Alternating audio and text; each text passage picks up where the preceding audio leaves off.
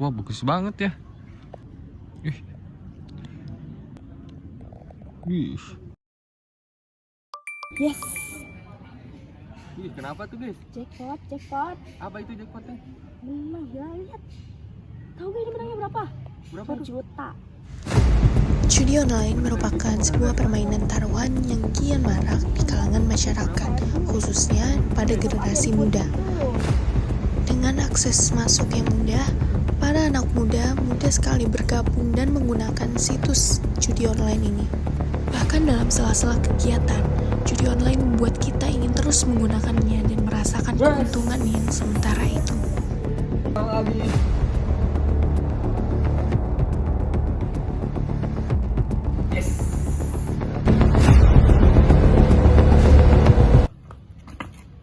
Iya. Ya, Ini mau top up boleh. dana. top up dana ya. Ya, Mau isinya yang berapa? yang 500.000. Ah, gede banget 500.000. Emang buat apaan? Buat main.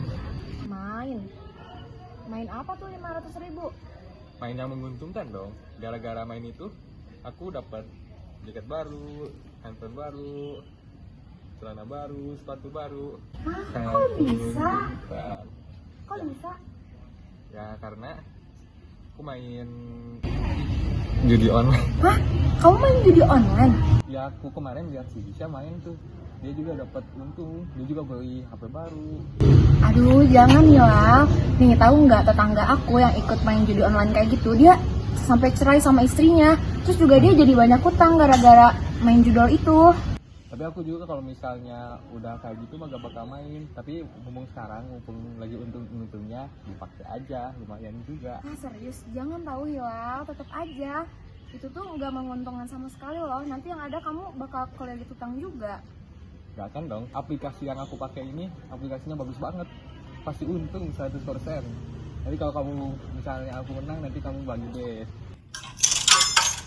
Wah, kok bisa kalah? Kenapa nih? Ih, sejuk banget.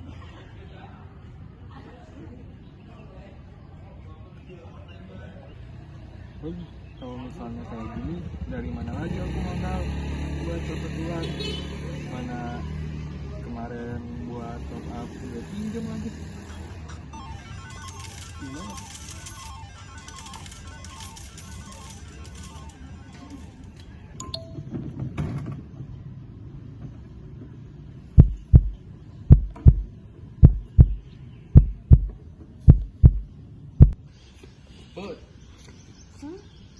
Setelah merasakan keuntungan yang sifatnya sementara, para penjudi online ini merasakan hal yang sebaliknya.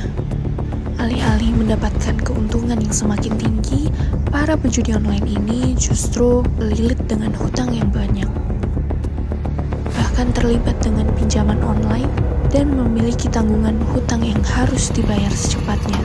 Hal ini membuat para penjudi online melakukan segala cara untuk membayar hutang-hutang mereka. Salah satu caranya dengan menjual barang apapun yang mereka punya agar teror penagihan hutang mereka tidak lagi mereka rasakan.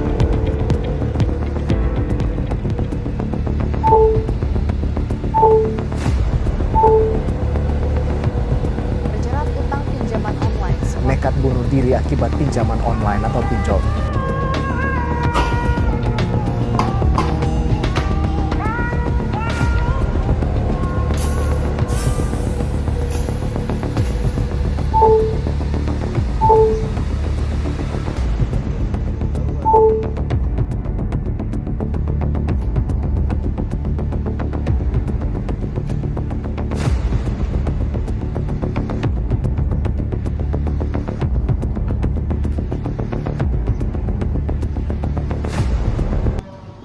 Efek pinjaman online ilegal bagi masyarakat yaitu yang pertama dapat beresiko terhadap finansial, yang dimana pinjaman online ilegal ini menawarkan kemudahan dana tapi di sisi lain memiliki resiko yang tinggi seperti biaya bunga yang tinggi. Ketika seseorang melakukan pinjaman online secara ilegal, maka resiko bunga utang yang tinggi ketika telat membayar bagi para nasabahnya, dan itu menciptakan sebuah perilaku yang dimana orang ataupun nasabah tidak dapat membayar utang tersebut.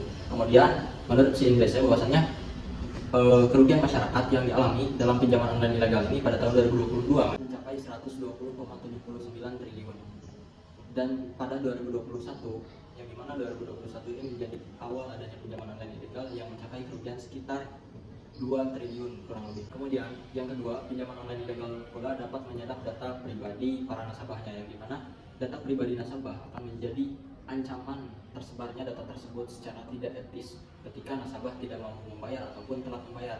Kemudian selain daripada itu ada juga ancaman secara psikologis dari pinjaman online ilegal tersebut, yang dimana pinjaman online ilegal akan memberikan ancaman-ancaman yang tidak profesional supaya para nasabah dapat membayarkan utangnya, seperti dengan menyebarkan data pribadi mereka ataupun menyebarkan isu-isu yang tidak etis terhadap para nasabahnya. Untuk bisa memberantas pinjaman online ilegal ini, yang pertama perlu adanya literasi keuangan terhadap masyarakat Indonesia, terutama kepada para pemuda. Perlunya peran pemerintah ataupun OJK supaya bisa dapat mensosialisasikan bahwasanya pinjaman ilegal ini tidak diperbolehkan ataupun melanggar pada aturan negara, supaya pinjaman ilegal ini dapat dicegah dan tidak dapat menimbulkan efek berkepanjangan kepada masyarakat di Indonesia. Kemudian selain daripada edukasi kepada masyarakat, perlu adanya regulasi yang ketat terkait tentang perusahaan pinjaman online ilegal supaya dapat dipidana. Terus kemudian orang-orang yang terkena ataupun mereka yang menjadi nasabah pinjaman online ilegal supaya bisa diedukasi ataupun dibina untuk selanjutnya bisa mensosialisasikan kepada yang lain supaya tidak terjebak pada pinjaman online ilegal. Kepada masyarakat Indonesia dan kepada generasi muda supaya bisa stop pinjaman online ilegal, supaya masyarakat Indonesia bisa hidup makmur dan sejahtera tanpa adanya pinjaman online ilegal. Pilihlah pinjaman online yang secara legal, yang terafiliasi oleh OJK dan bisa harus dengan bijak memanfaatkannya untuk apa pinjaman tersebut. Terima kasih.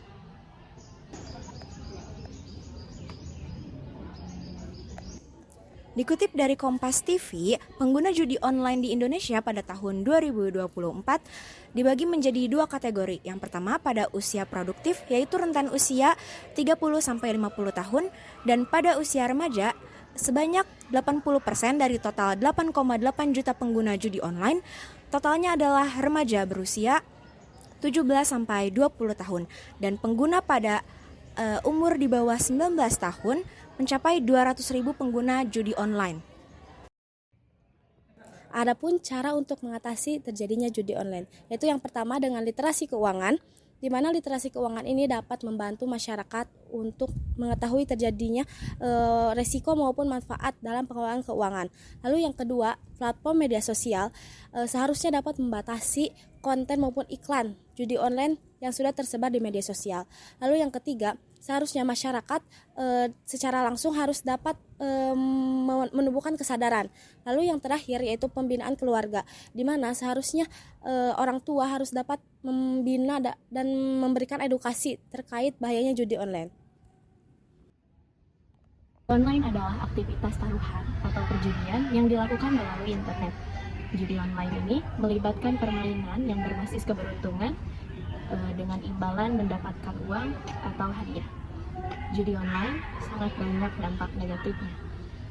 Judi online dapat memberikan dampak negatif yang signifikan, di antaranya seperti kerugian finansial, kecanduan, konflik sosial, dan kerugian gangguan mental, yakni seperti stres dan depresi. Judi online dilarang di banyak negara, termasuk Indonesia, karena bertentangan dengan norma, hukum, dan etika sosial, serta merugikan masyarakat secara luas.